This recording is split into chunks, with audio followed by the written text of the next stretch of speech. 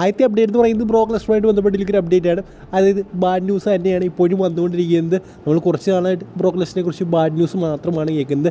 ഇതിൽ ഇപ്പോഴും പുറത്തേക്ക് വരുന്ന നിരാശ വാർത്തകൾ മാത്രമാണ്. നമുക്കിപ്പോൾ അറിയാൻ സാധിക്കുന്നത് ബ്രോക്ക് ലെസ്നറിൻ്റെ മെർച്ചൻഡൈസ് എല്ലാം WWE ഷോപ്പിൽ നിന്ന് റിമൂവ് ചെയ്തിട്ടുണ്ടെന്നാണ്. WWE ഷോപ്പ് എന്ന് പറയുമ്പോൾ WWE യൂറോ ഷോപ്പിൽ നിന്നാണ് ബ്രോക്ക് ലെസ്നറിൻ്റെ മെർച്ചൻഡൈസ് എല്ലാം ഇപ്പോൾ റിമൂവ് ചെയ്തിരിക്കുന്നത്. എനിക്ക് തോന്നുന്നു ഉടൻ തന്നെ WWE ഷോപ്പിൽ നിന്ന് ഇതെല്ലാം റിമൂവ് ചെയ്യുന്നത്, അതായത് ബ്രോക്ക് ലെസ്നറിൻ്റെ മെർച്ചൻഡൈസ് എല്ലാം. കാരണം WWE ഷോപ്പിൽ ബ്രോക്ക് ലെസ്നറിൻ്റെ മെർച്ചൻഡൈസ് എല്ലാം വളരെ ഡിസ്കൗണ്ടിലാണ് കൊടുക്കുന്നതെന്നാണ് പറഞ്ഞു കേൾക്കുന്നത്. അതായത് ഉള്ളതെല്ലാം സെയിലായി കഴിഞ്ഞിട്ട് ഇനി ബ്രോക്ക് ലെസ്നറിൻ്റെ മെർച്ചൻഡൈസ് WWE വിൽക്കില്ലെന്നാണ് എനിക്ക് തോന്നുന്നത്.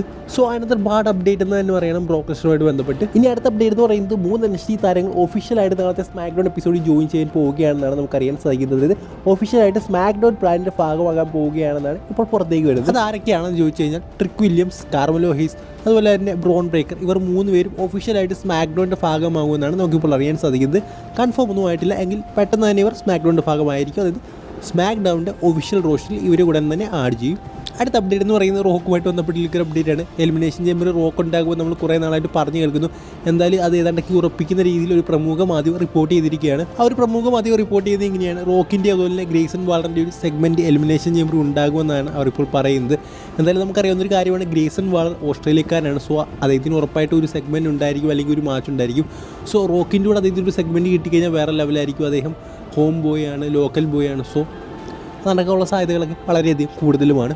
ഇനി അടുത്ത അപ്ഡേറ്റ് എന്ന് പറയുന്നത് ജേക്കബ് ഫട്ടുമായിട്ട് ബന്ധപ്പെട്ടിരിക്കുന്ന അപ്ഡേറ്റ് ആണ്. നമുക്കറിയാം സമോവൻ ഫാമിലിയിലെ ഒരു മെമ്പറാണ് ജേക്കബ് ഫട്ടു. പക്ഷേ WWE ഒന്നും ഇതുവരെ വന്നിട്ടേ ഇല്ല. അദ്ദേഹം ഇന്ത്യ റെസ്ലിംഗിലൊക്കെ വർക്ക് ചെയ്തുകൊണ്ടിരിക്കുമായിരുന്നു. എന്തായാലും അദ്ദേഹത്തിൻ്റെ കോൺട്രാക്ട് ഇപ്പോൾ, അതായത് അവസാനമായിട്ട് അദ്ദേഹം വർക്ക് ചെയ്ത കമ്പനിയുടെ കോൺട്രാക്ട് ഇപ്പോൾ അവസാനിച്ചിരിക്കുകയാണ്. ഇതുമായിട്ട് ബന്ധപ്പെട്ട് നമ്മുടെ റിക്കീഷിയുടെ ഭാഗത്ത് നിന്ന് ഒരു ട്വീറ്റ് വന്നിട്ടുണ്ട്. അദ്ദേഹം പറയുന്നത് ഇങ്ങനെയാണ്: അതായത് ജേക്കബ് ഫട്ടു ഇപ്പോൾ ഒരു ഫ്രീ ഏജൻറ്റ് ആയിരിക്കുകയാണ്. അദ്ദേഹത്തെ ആരാണ് പൊക്കാൻ പോകുന്നത്, അല്ലെങ്കിൽ ആരാണ് അവരുടെ ബ്രാൻഡിലേക്ക് കൊണ്ടുവരാൻ പോകുന്നത്, AEW ആണോ അതോ WWE ആണോ, അങ്ങനെ ഒരു ട്വീറ്റാണ് അദ്ദേഹം ചെയ്തിരിക്കുന്നത്. റിക്കീഷി ഈ ചെയ്ത് കണ്ടിട്ട് എനിക്ക് തോന്നിയൊരു കാര്യം എന്ന് പറയുന്നത്, ഇതൊരു പരസ്യം ചെയ്ത പോലെ ആയിപ്പോയി. അതായത് ജേക്കബ് ഫട്ടു ഒരു ഫ്രീ ഏജൻറ്റാണ്, ആരാണ് അദ്ദേഹത്തെ എടുക്കാൻ പോകുന്നത്, അതായത് നമ്മൾ പരസ്യം ഒരു സാധനങ്ങളൊക്കെ വാങ്ങിക്കാൻ പരസ്യം ചെയ്യുന്നുള്ളൊരു പരസ്യം പോലെ ആയിപ്പോയി. എന്തായാലും ഒരു ബിഗ് അപ്ഡേറ്റ് ആണ് ജേക്കബ് ഫട്ടു ഫ്രീ ഏജൻ്റ് ആയി എന്നുള്ളത്. സോ അദ്ദേഹം വരുമോ ഇല്ലയോ നമുക്ക് കണ്ടു തന്നെ അറിയണം. വരുമോ ഇല്ലയോ എന്നല്ല, AEWയിലേക്കാണ് പോകുന്നത്, WWEയിലേക്കാണ് പോകുന്നത് നമുക്ക് കണ്ടു തന്നെ അറിയണം. ഇനി അടുത്ത അപ്ഡേറ്റ് എന്ന് പറയുന്നത് റെസൽമേനിയ ഒരു ട്രിപ്പിൾ ത്രെഡ് മാച്ച് നടക്കും എന്ന രീതിയിലൊരു റൂമർ ഇപ്പോൾ പുറത്തേക്ക് വരുന്നുണ്ട്.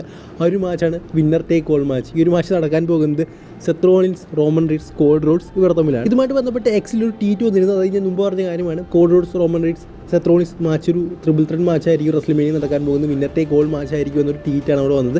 ഒരു റാൻഡം കൈയാണ് ആ ഒരു ട്വീറ്റ് ചെയ്യുന്നത്.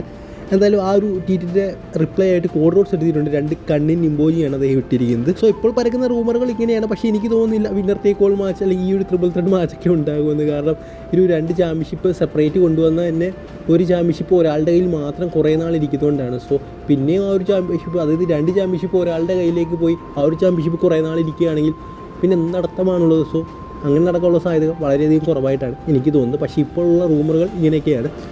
ഈ അടുത്ത അപ്ഡേറ്റ് എന്ന് പറയുന്നത് കാലുഷിക്ക് ഒക്കാട അദ്ദേഹം ഒരു ഫ്രീ ഏജൻറ്റായിട്ട് മാറിയിരിക്കുകയാണ്. ജനുവരി 1-ാം തീയതിയാണ് അദ്ദേഹം ഒരു ഫ്രീ ഏജൻറ്റായിട്ട് മാറുന്നത്. അതിന് 2 ദിവസം മുമ്പ് ഞാനൊരു വീഡിയോ ചെയ്തിരുന്നു. ആ ഒരു വീഡിയോക്കത്തിലുണ്ടായിരുന്നു, അതായത് റെസ്ലിംഗ് ടീസ് എന്ന് പറയുന്ന വെബ്സൈറ്റിൽ നിന്ന് അദ്ദേഹത്തിൻ്റെ ആ ഒരു മെർച്ചൻഡൈസ് എല്ലാം എടുത്ത് മാറ്റിയെന്ന്. അതൊരു റെസ്ലിങ്ങിൻ്റെ സംഭവങ്ങൾ അല്ലെങ്കിൽ മെർച്ചൻഡൈസ് ഒക്കെ വിൽക്കുന്ന ഒരു ഷോപ്പായിരുന്നു, ഓൺലൈൻ ഷോപ്പായിരുന്നു. സോ അതിൽ നിന്ന് ആ ഒരു സമയത്ത് മെർച്ചൻഡൈസൊക്കെ അത് എടുത്ത് മാറ്റിയത് കൊണ്ടാണ്, അതായത് ആ ഒരു കമ്പനിയിൽ നിന്ന് അദ്ദേഹം മാറുകയാണ്. അദ്ദേഹം ഫൈനലി ഒരു ഫ്രീ ഏജൻറ്റായി മാറി. സോ അദ്ദേഹം എവിടേക്കാണ് സൈൻ ചെയ്യാൻ പോകുന്നത് നമുക്ക് കണ്ടു തന്നെ അറിയണം. AEWയുടെ പേരാണ് കൂടുതലായിട്ട് പറഞ്ഞു കേൾക്കുന്നത്. WWE വരികയാണെങ്കിൽ NXTയിലെ പേരത്തുള്ളൊന്നും പറഞ്ഞു കേൾക്കുന്നത്. സോ നമുക്കെല്ലാം കണ്ടു തന്നെ അറിയണം.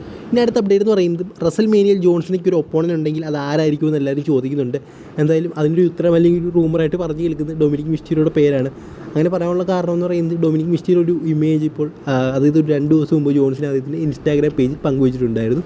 ചിലപ്പോൾ ഡൊമിനിക് മിസ്റ്റീരിയോ WWE ഒരു ബിഗ് പാർട്ടായി മാറുന്നതുകൊണ്ടായിരിക്കാം, അല്ലെങ്കിൽ മറ്റെന്തെങ്കിലും കാരണത്താലായിരിക്കാം, അല്ലെങ്കിൽ ഞാൻ മുമ്പ് പറഞ്ഞ കാരണത്താലായിരിക്കാം എന്നാണ് എനിക്ക് തോന്നുന്നത്. എന്തായാലും നമുക്കറിയാം ഡൊമിനിക് മിസ്റ്റീരിയോ പെർഫോമൻസ് വേറെ ലെവലായിക്കൊണ്ടിരിക്കുകയാണ്. നമ്മളെല്ലാം തുടക്കത്തിൽ വിചാരിച്ചത് ഒന്നും ആകത്തില്ലെന്നാണ്. സത്യം കൂടെ ഞാനൊക്കെ ഡൊമിനിക് മിസ്റ്റീരിയോയെക്കുറിച്ച് വിളിച്ചത് ഒന്നും ആകത്തില്ല WWE. വെറുതെ ആ ഒരു, അതായത് റേ മിസ്റ്റീരിയോ ഉള്ളതുകൊണ്ട് തന്നെ WWEക്ക് വന്നൊരു വ്യക്തി എന്ന് മാത്രമാണ് ഞാൻ വിചാരിച്ചത്. പക്ഷേ വേറെ ലെവലാണ് ഇപ്പോൾ ഡൊമിനിക് മിസ്റ്റീരിയോ ക്രിയേറ്റ് ചെയ്ത ആ ഒരു വൈബും മറ്റു സംഭവങ്ങളൊക്കെ. ഹേറ്റേഴ്സ് എന്നൊക്കെ വെച്ചാൽ അദ്ദേഹം ക്രിയേറ്റ് ചെയ്ത ഹേറ്റേഴ്സ് എന്നൊക്കെ പറയുന്നത് വേറെ ലെവലാണ്. ഒരു വില്ലൻ എന്താണോ വേണ്ട ആ ഒരു സംഭവങ്ങളൊക്കെ അദ്ദേഹം കറക്റ്റ് ക്രിയേറ്റ് ചെയ്തെടുക്കുന്നു. So one of the WWE product എന്ന് തന്നെ നമുക്ക് വേണമെങ്കിൽ ഇപ്പോൾ ഡൊമിനിക് മിസ്റ്റീരിയോ വിശേഷിപ്പിക്കുക. തുടക്കത്തിൽ വന്ന പോലെയല്ല, നല്ല ഇമ്പ്രൂവ്മെൻ്റ് ഉണ്ട്. സ്പെഷ്യലി ജഡ്ജ്മെൻ്റ് ഡേയിലൊക്കെ വന്നതിന് ശേഷം ഡാമിൻ പ്രീസ്റ്റും അതുപോലെ ഫിൻ ബാലോറിൻ്റെ കൂടെ വർക്ക് ചെയ്തതിന് ശേഷം വലിയൊരു ഇമ്പ്രൂവ്മെൻറ്റ് തന്നെ ഡൊമിനിക്ക് നമുക്ക് കാണാൻ സാധിക്കുന്നുണ്ട്.